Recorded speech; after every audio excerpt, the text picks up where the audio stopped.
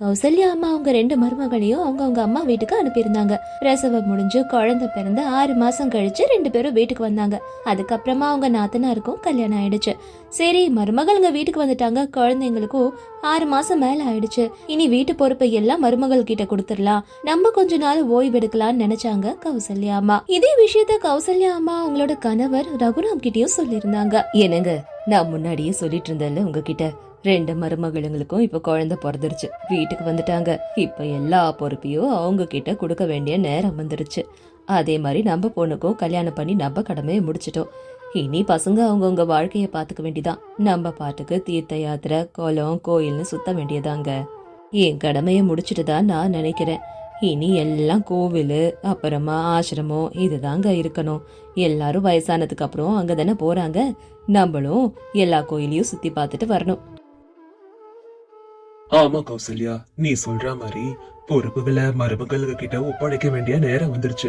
அவங்களும் வீட்டுல என்ன நடக்குது ஏது நடக்குதுன்றத தெரிஞ்சுக்கணும்ல, நம்மளும் சொல்லி கொடுக்கணும்.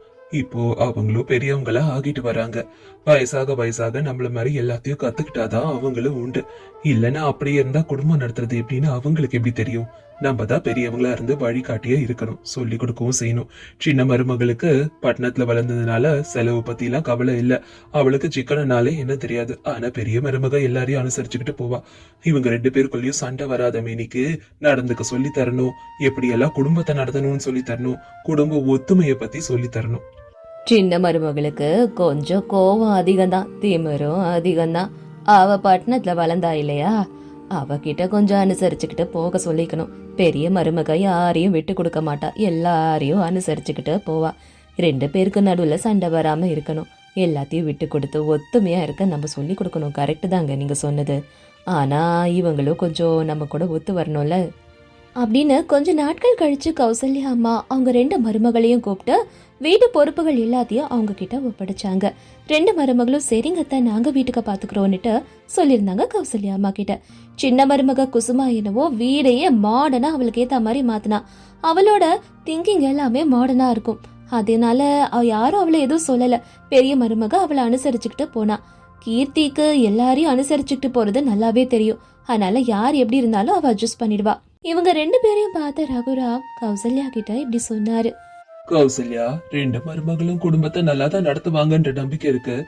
ஆனா நம்ம யோசிச்சது கரெக்ட் தான். சின்ன மருமக எல்லாம் மாடனா எப்ப பார்த்தாலும் செலவு பண்ணிக்கிட்டு இருக்கா.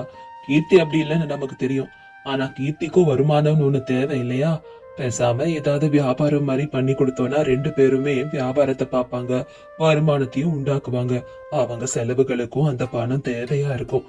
இப்படி வீடை மட்டும் பாத்துக்கிறது அவங்களோட வாழ்க்கையா இருந்துடக்கூடாது. பெண்களும் முன்னேறணும்ன்றது என்னோட ஆலோசனை. இப்படி முன்னேறினா குடும்பத்தை இன்னும் நல்லா கொண்டு போலான்றதும் என்னோட ஆலோசனை. நீ என்ன சொல்ற கௌசல்யா இத பத்தி?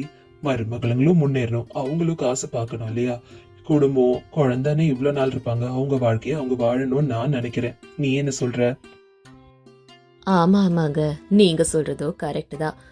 சும்மா எந்த வேலையும் பண்ண மாட்டான்னு நமக்கு தான் தெரியுமே. சும்மா செலவு பண்ணிக்கிட்டு தான் இருப்பா.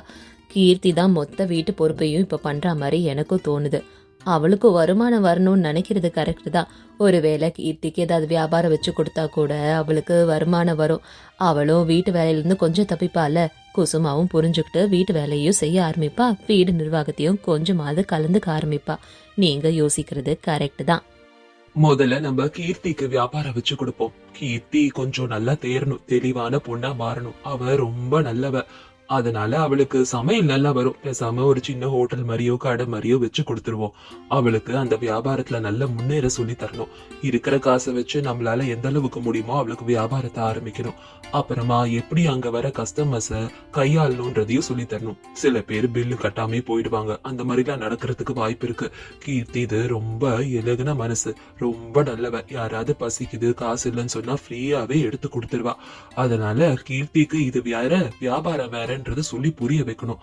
படிப்படியா முன்னேறிடுவான்ற நம்பிக்கை இருக்கு. ஆனா அவ ரொம்ப நல்லவளும் கூட. அந்த நல்லவாளா இருக்கிற குணம் அவளை யாரும் ஏமாத்திடக்கூடாதுல்ல, அதுவும் இருக்கு. சரி, ஏற்பாடு பண்ணுவோம். அதுக்கப்புறம் ரகுராமும் கௌசல்யாவும் சேர்ந்து கீர்த்திக்காக சின்னதா ஒரு ஹோட்டல் ஒன்று ஆரம்பிச்சு கொடுத்தாங்க. கீர்த்தி கிட்ட நீ முன்னேறணுன்றதுக்காக தான் நாங்கள் இவ்வளோ முதலீடு போட்டு இதை ஆரம்பிச்சு கொடுத்துருக்கோம். இதை நல்லபடியாக முன்னேற்றி காட்டணும். நீ உன் வருமானத்தை உண்டாக்கிக்கணும். பில்லு எல்லாருக்கும் கொடுத்து எல்லார்கிட்டையும் மறக்காம காசு வாங்கணும். எல்லாரையும் இப்படியெல்லாம் கையாளணுன்ற எல்லா விவரங்களையும் அவளுக்கு சொல்லி கொடுத்தாங்க. கீர்த்தியும் சரின்னு சொன்னா. காலையில எந்திரிச்சு வீட்டு வேலை எல்லாத்தையும் முடிச்சுட்டு கீர்த்தி கிளம்பி ஹோட்டலை பார்க்க போயிடுவா. குசுமா கூட கீர்த்தியோட நிலைமைய புரிஞ்சுக்கிட்டா. முன்ன மாதிரிலாம் குசுமா இல்ல. ரகுராம் கௌசல்யா ஆசைப்பட்ட மாதிரி குசுமா கூட மாறிட்டா. கீர்த்தி ஹோட்டலுக்கு போய் வியாபாரம் பார்க்கும்போது குசுமா தான் வீட்டு நிர்வாகத்தை பார்த்துப்பா. குசுமா கீர்த்தியோட குழந்தைங்களையும் அவ குழந்தைங்க மாதிரி வளர்க்க ஆரம்பிச்சா. ஒரு நாளைக்கு குசுமா அவளோட மாமியார் கிட்ட இப்படி பேசிக்கிட்டு இருந்தா. அத்தை, என்னோட குழந்தைங்களும் அக்கா குழந்தைங்களும் இப்ப கொஞ்சம் பெரியவங்களா ஆயிட்டாங்க. ஸ்கூலுக்கு எல்லாம் போயிட்டு இருக்காங்கல்ல. எனக்கு கூட வீட்டுல இருக்க ரொம்ப போர் அடிக்குது. வீட்டு வேலையெல்லாம் பாத்துக்கிறேன் தான், அக்காவும் பாத்துக்கிறாங்க தான். அக்கா வீட்டு வேலையை முடிச்சுட்டு ஹோட்டலுக்கு போயிடுறாங்க. நான் வீட்டு வேலை முடிச்சுட்டு குழந்தைங்கள பார்த்துட்டு மீதி நேரம் வீட்டில் தானே இருக்கேன். எனக்கும் அறிவு வளர்ந்தா மாதிரி இருக்கும், வியாபாரம்னா என்ன கற்றுக்கிட்டா மாதிரி இருக்கும். நானும் ஹோட்டல் வியாபாரம் பண்ணுறேனே. அக்காவுக்கு போட்டியா இல்லை. அக்கா என்னவோ ட்ரெடிஷ்னலாக எல்லாம் நடத்துவாங்க. ஒரு கஸ்டமர்ஸையும் விடக்கூடாதுன்னு நான் நினைக்கிறேன். நான் மாடர்னாக எல்லாத்தையுமே நடத்துவேன். அது உங்களுக்கே தெரியுமே. 2 பேரோட காம்பினேஷன் நல்லா தானே இருக்கும். அதான் நானும் பண்ணலான்னு உங்ககிட்ட ஒரு வார்த்தை கேட்கலான்னு. புரியுது குசுமா, உன் நிலைமை, நீ யோசிக்கிறது எல்லாமே. ஆனால் உன்னால் எல்லாத்தையும் ஹேண்டில் பண்ண முடியுமா? அதுதான் என்னோட கேள்வி. வீட்டையும் பார்த்துக்கிட்டு உன்னால் கடையும் பார்த்துக்க முடியுமா? சரி, நீ ஆசைப்படுற எல்லாம் புரியுது தான். வேணும்னா நீ சொன்ன எல்லாத்தையும் ஒரு தடவை உங்கள் மாமா கிட்டேயும் நான் பேசிட்டு 2 பேரும் என்ன முடிவுன்றதை சொல்கிறோம் அப்படின்னு சொல்லிட்டு கௌசல்யாமா ரகுராம் கிட்ட போய் குசுமா சொன்ன எல்லா விஷயத்தையும் சொன்னாங்க. ஆமா, குசுமா நிலைமே யோசிக்கணும். குசுமா கல்யாணத்துக்கு முன்னாடி வேலை பார்த்துக்கிட்டு இருந்த பொண்ணு திடீர்னு இப்ப வீட்டுல இருக்கிறது, அதுவும் கீர்த்தி வேலைக்கு போகும்போது இவ வீட்டுல இருக்கும்போது அவளுக்கே கஷ்டமா தான் இருக்கும். அவளுக்கும் இது பண்ணணும் அது பண்ணணும் எப்பயும் சொல்லிக்கிட்டே இருப்பாளே. ஆனா எனக்கு என்னன்னா, இப்ப இவளும் வேலைக்கு போக ஆரம்பிச்சுட்டா, வியாபாரம் பார்க்க ஆரம்பிச்சுட்டா, வீட்டு நிர்வாகத்தை யாரு பாத்துக்கிறது? 2 மருமகளும் வேலைக்கு போறாங்க. 2 மருமகளும் வீட்டு வேலையை பாக்குறது கஷ்டமா இருக்கும்ல. எல்லாத்தையும் பாத்துக்கணும். நீயும் வேற இந்த யாத்திரை அந்த யாத்திரை போகணும்னு, அப்புறம் நீதான் எல்லாத்தையும் பாத்துக்கிற மாதிரி ஆயிடும். அதான் நான் சொன்னதை நீங்க முழுசா கேட்கல. குசுமா வீட்டு வேலையை பார்க்காம ஹோட்டல் வேலையை பார்த்துக்கிறேன்னு சொல்லல. அவ வீட்டு வேலையும் பார்த்துக்கிற அத்தை, நான் ஹோட்டல் வேலையும் பார்த்துக்கிறேன்னு தான் சொன்னா. நானும் கீர்த்தி அக்காவும் சேர்ந்து எல்லா வேலையும் பாதி பாதியா பிரிச்சுக்கிறோம். எங்களால முடிஞ்ச அளவுக்கு எல்லாத்தையும் நாங்க செஞ்சுட்டு அதுக்கப்புறம் வியாபாரத்தை பார்த்துக்கிறோம் தான் சொன்னா.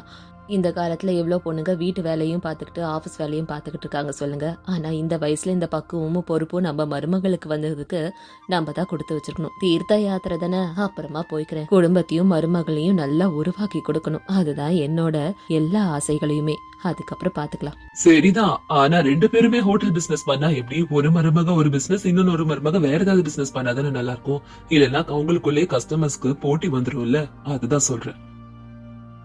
அதெல்லாம் எதுவும் நடக்காதுங்க. கொஞ்சம் தூரத்துல, அதாவது நதி கிட்ட வேணா குசுமாக்கு பிசினஸ் ஓபன் பண்ணி கொடுக்கலாம். 2 வேற வேற இடத்துல இருக்கட்டும். குசுமா என்னவோ மாடர்னா பண்ணோம்னா கீர்த்தி ட்ரெடிஷ்னலா பண்ணணும்னு நினைக்கிறா. எதுவும் பிரச்சனை வராது. மாடர்னா சாப்பாடணும்னு நினைக்கிறவங்க குசுமா ஹோட்டலுக்கு போவாங்க. நல்லா பாரம்பரியமா சாப்பிடணும்னு நினைக்கிறவங்க கீர்த்தி ஹோட்டலுக்கு வர போறாங்க. அது ஒவ்வொருத்தரோட உணவு பழக்கத்தை பொறுத்து தானங்க இருக்கு. அதனால தனித்தனியா கொஞ்சம் தூரத்துல வைப்போம். யாருக்குள்ளேயும் போட்டி வராது. இவங்க 2 பேரும் வியாபாரத்தை பார்த்துப்போம். 2 பேரும் கொஞ்சம் முன்னேற வரைக்கும் வீடை நம்ம பார்த்துக்கலாம். அவங்களும் முன்னேறணும்னு நீங்க தானே ஆசைப்பட்டீங்க. கண்டிப்பா நமக்கு இது பெருமையான விஷயம்தான். நம்ம மருமகளுங்க நல்லா சாதிச்சு காட்டுறது. நம்ம அவங்களுக்கு ரொம்ப சப்போர்ட்டிவா இருப்போங்க. கௌசல்யா அம்மா அவங்க 2வது மருமக குசுமாக்கும் நதி கிட்ட ஒரு சின்னதா ஃபுட் பிசினஸ் ஓபன் பண்ணி கொடுத்தாங்க. குசுமாவும் சந்தோஷப்பட்டா. அத்தையும் மாமாவும் நம்மளையும் முன்னேறணும்னு நினைக்கிறாங்கன்றது. கீர்த்தி அவ ஆசைப்பட்ட மாதிரி பாரம்பரியமான உணவு வகைகளை சமைச்சு அதை வியாபாரம் பண்ணிக்கிட்டு இருந்தா. அவகிட்ட எல்லா ஆட்களும் நல்லா வேலை பார்த்துட்டு இருந்தாங்க. குசுமா கிட்டயும் எல்லா ஆட்களும் நல்லா தான் வியாபாரம் பண்ணிக்கிட்டு வேலை பார்த்துக்கிட்டு இருந்தாங்க. 2 மருமகளுங்களும் அவங்கவுங்க பிசினஸை நல்லா பார்த்துக்கிட்டாங்க. அவங்க கிட்ட வேலை செய்யறவங்களையும் நல்லா பார்த்துக்கிட்டு இருந்தாங்க. 2 மருமகளும் பிசினஸை எப்படி கொண்டு போகணும், எப்படி நல்லா நடத்தணும்ன்றத பேசி பேசி டிஸ்கஸ் பண்ணி எல்லாத்தையும் ரொம்ப சூப்பரா கொண்டு போனாங்க. வீடையும் பார்த்துக்கிட்டாங்க, குழந்தைங்களையும் பார்த்துக்கிட்டாங்க, வியாபாரத்தையும் பார்த்துக்கிட்டாங்க. கௌசல்யா ரகுராம் கூட அப்பப்போ டைம் கிடைக்கும் போது 2 மருமகளோட கடைக்கு போய் அவங்களுக்கு உதவியா இருந்தாங்க. எல்லா விதத்துலயும் அவங்கள முன்னேறணும்னுட்டு நல்லபடியா கொண்டு போனாங்க 2 பேரும். நந்தவனபுரம்ன்ற அழகான கிராமத்துல ரஜினின்னு ஒரு மருமக இருந்தா. அவ நல்லா டெய்லரிங் பண்ணுவா. அவளோட அப்பா டெய்லர்ன்றதுனால சின்ன வயசுல இருந்தே அந்த தொழிலை அவங்க அப்பா கிட்ட இருந்து ரொம்ப நல்லா கத்துக்கிட்டா ரஜினி. அந்த ஊர்ல இருக்க எல்லாரும் கூட ரஜினி சூப்பரா டெய்லரிங் பண்ணுவான்னு அவகிட்ட தான் எல்லா துணியும் தைக்க கொடுப்பாங்க. ரஜினியோட கணவர் பாலுக்கு என்னவோ உடம்புக்கு முடியல. அதனால மொத்த பொறுப்பும் ரஜினியோட தலையில தான் இருந்தது. அவ கணவரையும் குழந்தைங்களும் பார்த்துக்கிட்டு நிம்மதியான ஒரு வாழ்க்கைய வாழ்ந்துகிட்டு இருந்தா. என்ன நீ இந்த நேரத்துல வந்திருக்கீங்க? ஆமா, அது யாரு? உங்க பொண்ணா? பார்த்தா துணி மூட்டை அதிகமா இருக்கு. ஊர்ல இருக்க ட்ரெஸ் எல்லாம் இங்கதான் இருக்கு போல இருக்கே. ஆமாமா, இவ என்னோட பொண்ணு. இன்னும் 10 நாள்ல இவளுக்கு கல்யாணமா. அதனால கிடுகிடுன்னு கல்யாணத்தை சட்டு புட்டுன்னு முடிக்கிறோம். சீக்கிரமா பையன் வீட்டுல வேற ரொம்ப ப்ரெஷர் பண்ணிக்கிட்டு இருக்காங்க. இந்த துணியெல்லாம் தைச்சு கொடுத்தாதான் உண்டு. அவ கல்யாணத்துக்கு இதெல்லாம் தான் போட்டுட்டு போகணும். சித்தி, இவ்ளோ கம்மி நேரம் தான் இருக்கு. இதுக்குள்ள இவ்ளோத்தையும் என்னால தைச்சு தர முடியுமான்னு தெரியல. ஏன்னா நான் ஒருத்தி மட்டும்தானே தைக்கிறேன். எல்லா வேலையும் முடிச்சுக்கிட்டு வீட்லயும் வேலை பார்த்துக்கிட்டு குழந்தைங்களையும் பார்த்துக்கிட்டு தைக்கிறது தான் கொஞ்சம் கஷ்டமா இருக்கும்னு நினைக்கிறேன். ஆமாடி ரஜினி, இதெல்லாம் நீ சொல்ல தேவையே இல்லை.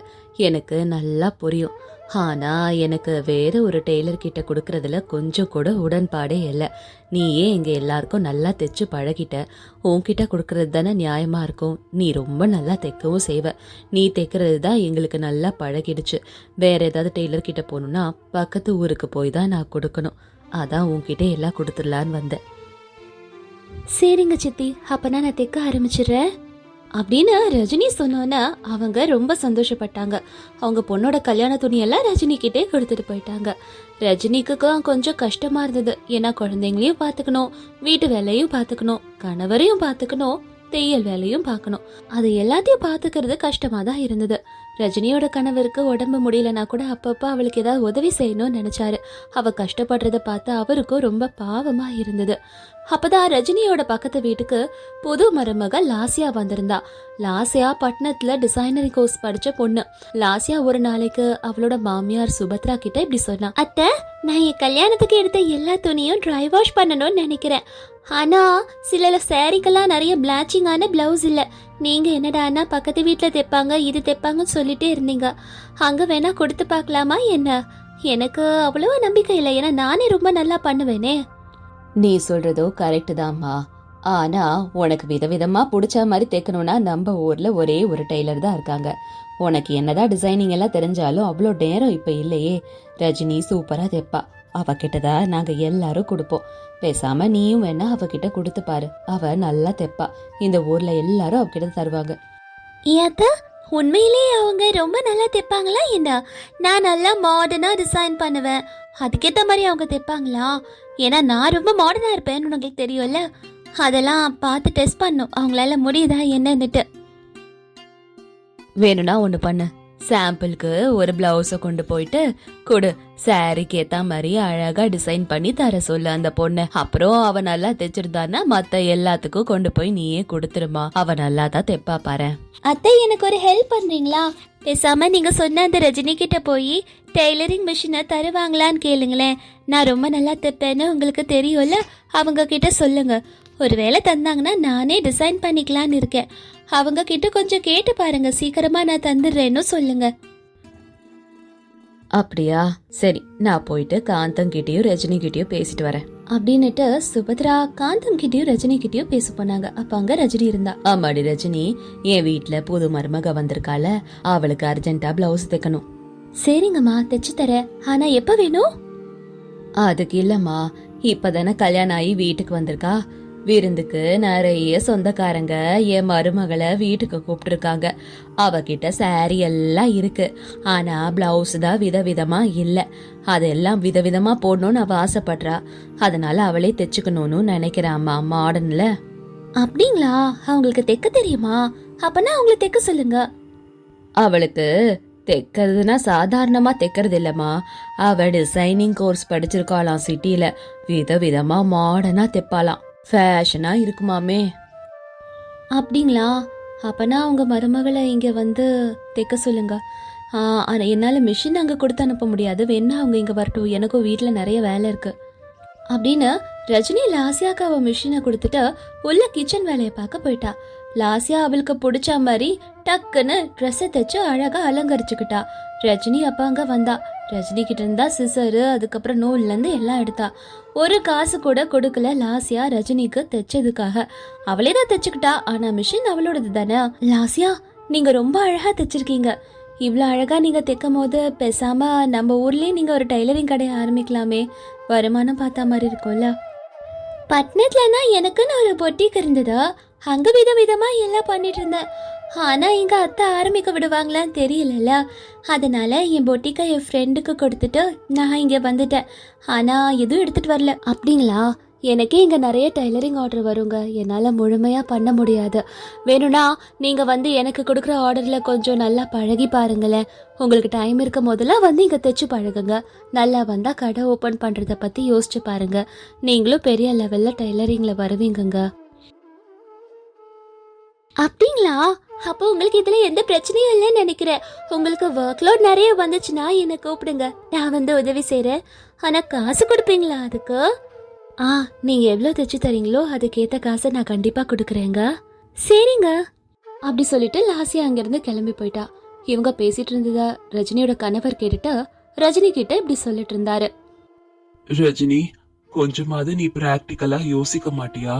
நீயே அவளை கூப்பிட்டு டெய்லரிங் கத்துக்கோங்க, டெய்லரிங் பழகுங்கன்னுட்டு உன் பிசினஸ் அவளுக்கு கொடுக்கற.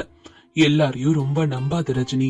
அவ உன்கிட்ட நல்லா கத்துக்கிட்டு உனக்கே 3 நாமத்தை போட்டுட்டு அவ முன்னேறிட்டு போய்கிட்டே இருப்பா. இதெல்லாம் தேவையில்லாத வேலை. நீ அவளை முன்னேற விடணும்ன்ற நல்ல எண்ணத்துல சொன்னாலும் யாரும் இப்பெல்லாம் நல்லவங்க கிடையாது.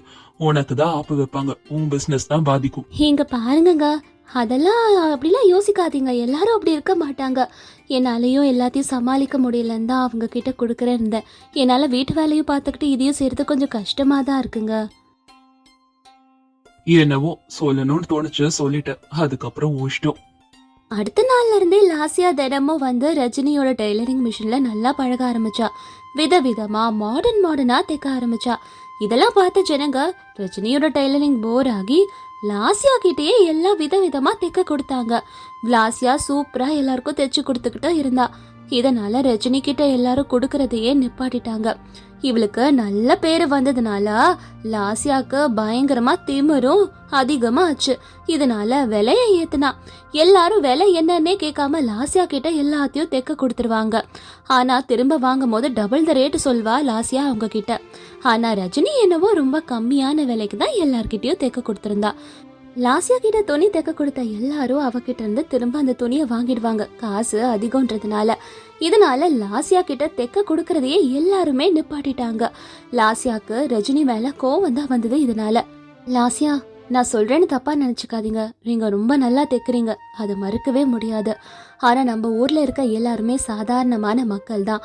அவங்க எப்படி இப்படி காஸ்ட்லியான பிளவுஸ் எல்லாம் போடுவாங்க? அதை கொஞ்சம் யோசிச்சு பாத்தீங்களா? இவ்வளோ சூப்பரா தைக்கிறீங்க சரி, ஆனா இவ்வளோ விலை சொன்னா இங்க இருக்க யாராலையும் வாங்க முடியாது. பட்டணத்துல தான் இந்த மாதிரி எல்லாம் காசு கொடுத்து வாங்குவாங்க. இங்க எல்லாரும் சாதாரணமான ஒரு வாழ்க்கையை தான் வாழ்ந்துகிட்டு இருக்காங்க. அப்படி இருக்கும் போது கம்மியான விலையில என்ன இருக்கோ அதை தான் பாப்பாங்கங்க. ஆமாங்க, நீங்க சொன்னதுக்கு அப்புறம் தான் எனக்கு புரியுது. இங்க இந்த மாதிரி வேலையெல்லாம் சரிப்பட்டு வராதுன்னு தெரிஞ்சுக்கிட்டேங்க. பேசாம பழையபடி நான் பட்டணத்துக்கு போய் என்னோட கடையை பாத்துக்கிறேன். அதுக்கப்புறம் லாசியா அவ கணவரோடைய மாமியாரோடையும் பட்டணத்துக்கு போய் அவ கடையை பாத்துக்க போனா. அங்கேயே நல்லா சம்பாரிச்சு தைச்சு விதவிதமா தைச்சு கொடுத்தா.